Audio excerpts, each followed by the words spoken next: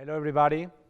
Thank you, first of all, Martin, for showing interest in our project and for allowing us to be here today. And thank all of you for being with us today to show our project.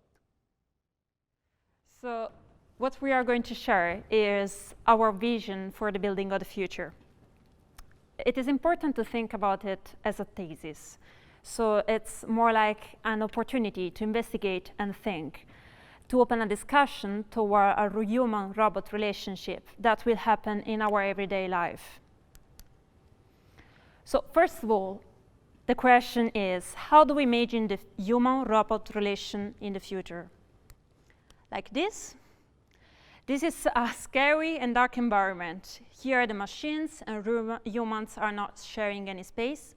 They are two independent worlds. Or like this, an hyper-developed city where nature is almost not existing. So our duty as architects is to imagine nice and comfortable spaces where to live, creating studied equilibrium between humans, nature, and progress. We want to embrace the future, but conscious about our origins.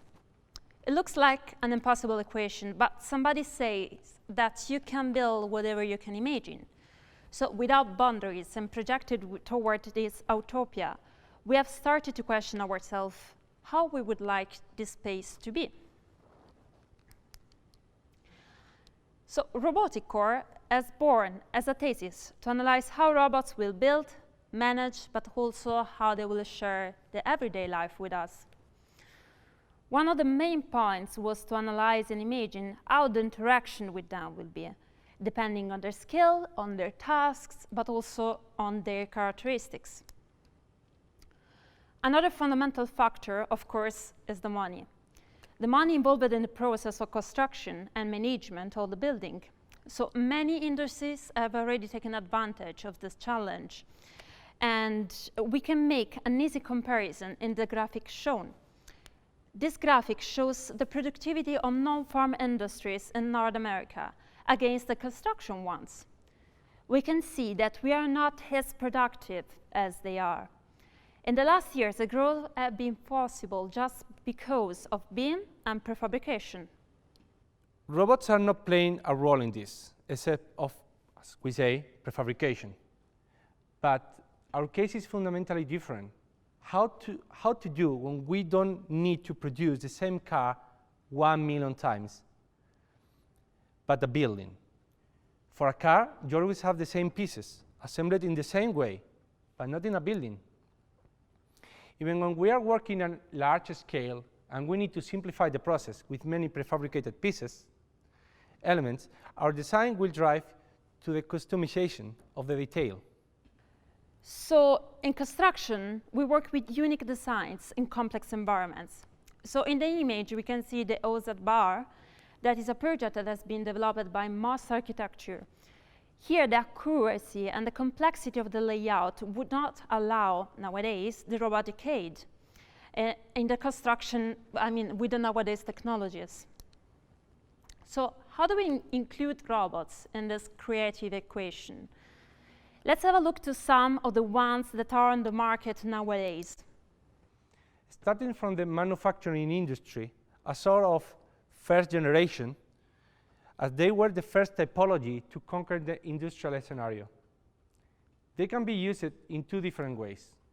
Automated for repetitive and simple tasks, or human-controlled for more complex and specific ones. In the first case, they are usually away from humans, working in controlled environments, and when I say that, I mean indoor spaces. Robots like this can print, assemble, and can move heavy loads with industrial precision. However, it is important to point out that they will need constant energy supply. Then we have Robots B, second generation. Smaller in size, with limited autonomy, the drones. Fully controlled by humans, they are light and can easily reach different points in the space.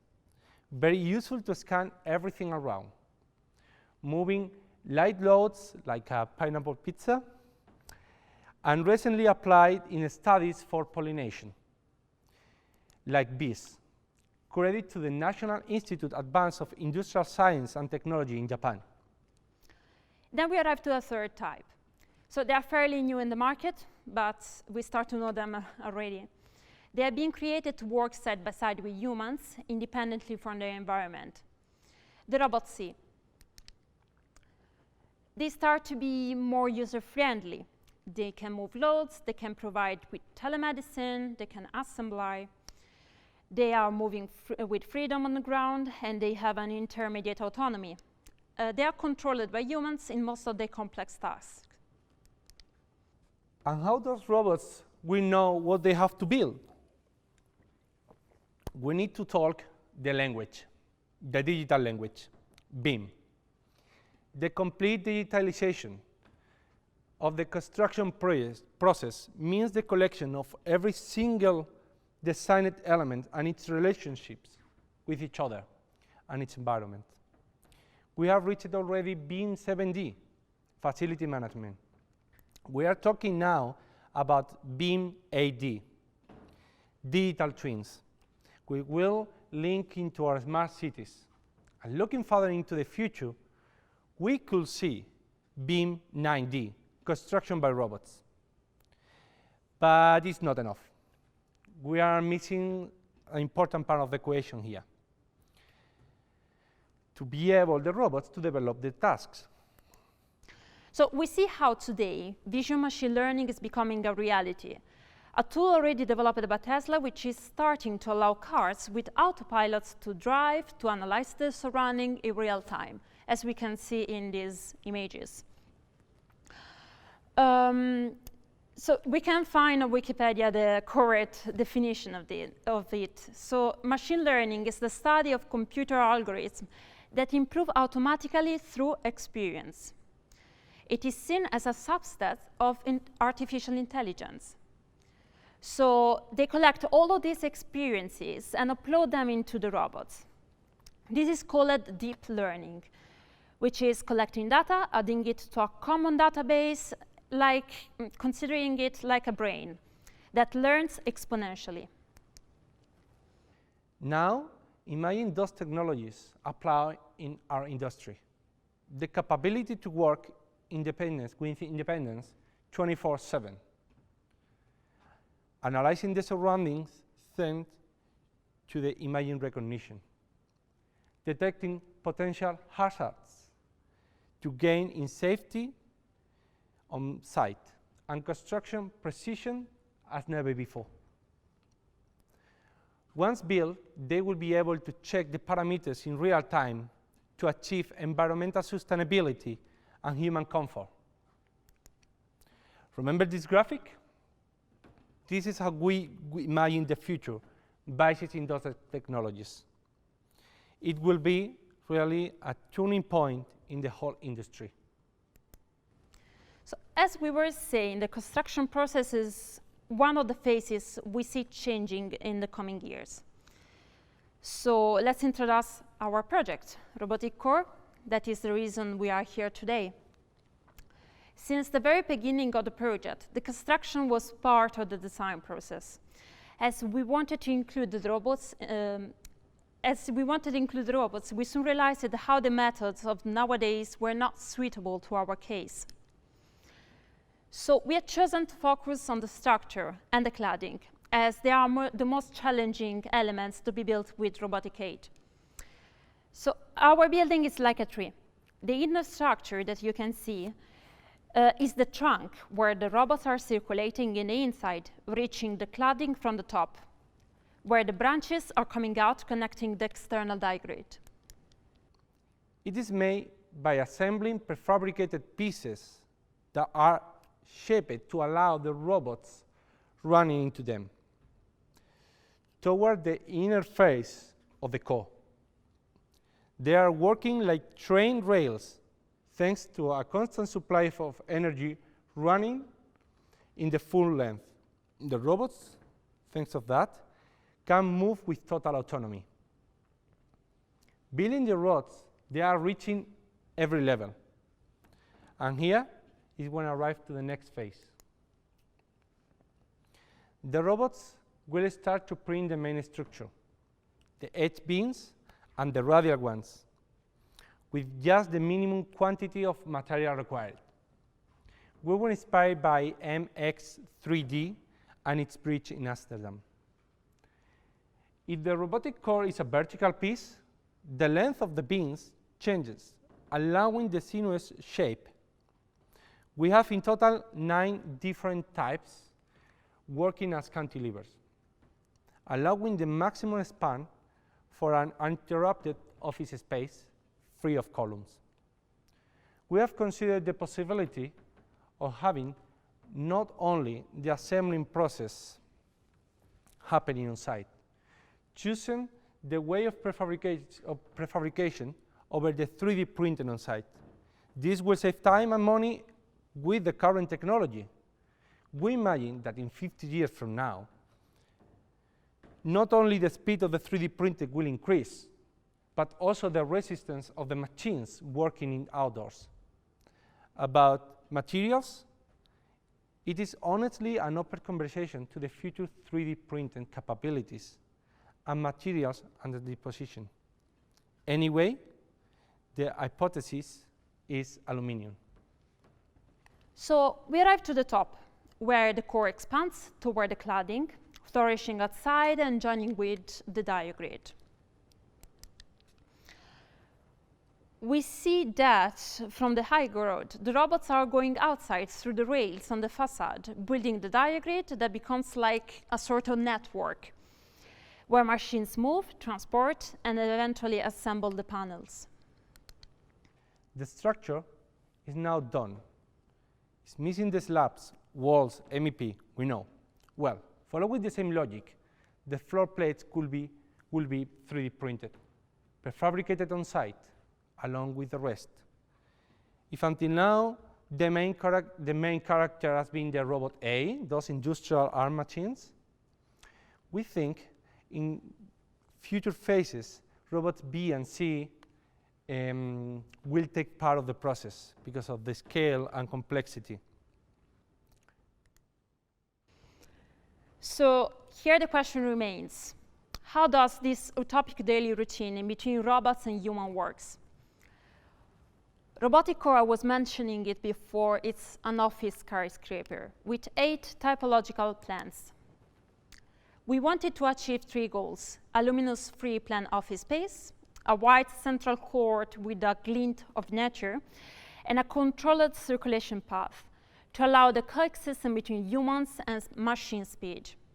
So we have decided to merge all vertical connection and MAP in a single belt, which we pushed away from the core to allow the office space to be free from any column. And also the inside part, which has a more relaxed court, where all the gatherings and social events would happen. So starting from the inner space, here we can see an image how we think it to be. The core becomes a green pillar where vertical greenery is growing over the panels. We allow 3,000 square meters of vertical garden and bushes. So we already have seen and analyzed how robots are running inside. And eventually, in between this greenery, there would be an empty panel to allow the robot head to come outside and to maintain the garden. In the meantime, we have the pollination drones that are flying around, as well as the delivery drones, which are using the opening of the inside space to fly freely. We have also the spots, which are charging on the platform in the orange area, that are waiting to be a date for telemedicine, serving, and even carrying delivery loads. In the core, which is not accessible by humans, we imagine also industrial robots and elevators which are running inside. So from there, we can see here the circulation path. We see in orange where we assume the robots to go, and in blue, the human path. So during working hours, to avoid interferences in between these two worlds. The inner part works as an arrival point for workers from the elevators, and slow working points, and where there are eventually coffee hubs. From there, we can appreciate two main openings toward the office, which are organized in three main areas. We have internal meeting points, we have the desks, and eventually the management part. There is only one area which is accessible from the inside, and the office space as well, which are the hot desk stations for working from homes, and the servers. The proportion of the cards allow an open view, which never looks directly to the top. This is because we want to guarantee a sort of human scale perspective. And this is achievable because every floor is rotating 22.5 degrees. We also have analyzed the microclimate. So the temperature and the exchange and supply of air in the humidity percentage are checked by sensors. And this is a technology that is already happening in the nowadays building, and we're looking forward to see how this will develop. At the moment, what we assume, and you can appreciate in the section, is that the heat would rise. Meanwhile, the fresh air comes from the main core and the bottom openings, creating a natural movement that helps to keep the air fresh in the core. At the very top, we designed a winter garden that grows its roots in the last floor, where tons of art over it let it grow with a constant maintenance from robot. So in this section, we can really appreciate how the overall system works. The way the inner core is working as the structural and living spine of the building, connecting from the basement up to the roof. Here there is the sinusoid opening, which pivots vertically, creating a visual feature which lays in the perspective where humans and robots connect. We arrive at the top. In this image, we can see that the cladding is not always transparent. This is because we are allowing a gradient of solar cells inserted in the panels. As a building like this would require an enormous supplies of energy, we make sure to provide at least 2,600 square meters of solar panels on the cladding. At the end, we come to the maintenance. So outside working hours, the floor robots are getting access to the office, cleaning and repairing the space. Meanwhile, the one attached to the rails, the robots A, are working on the cladding, cleaning and maintaining from the outside the shell as well. So we are planning to have the main core large enough to imagine to transport a panel through it without problems, which is 5.7 meters. So in case there is a panel that is damaged, a new one can be easily transported by robots through it. So we had to imagine all of these machines connected to the same network, sharing somehow the same brain, exchanging real-time data and warning in case of any problem. So as a conclusion, this whole exercise wants to open a discussion to embrace the change and control and design it in the way we want it to be. So we wanted to give an opportunity to think, even to argue on what we proposed as an example. So the point is start to think how we want this challenge to happen, and with a perspective toward the future. So we hope you enjoyed this presentation, you feel inspired after this. Thank you.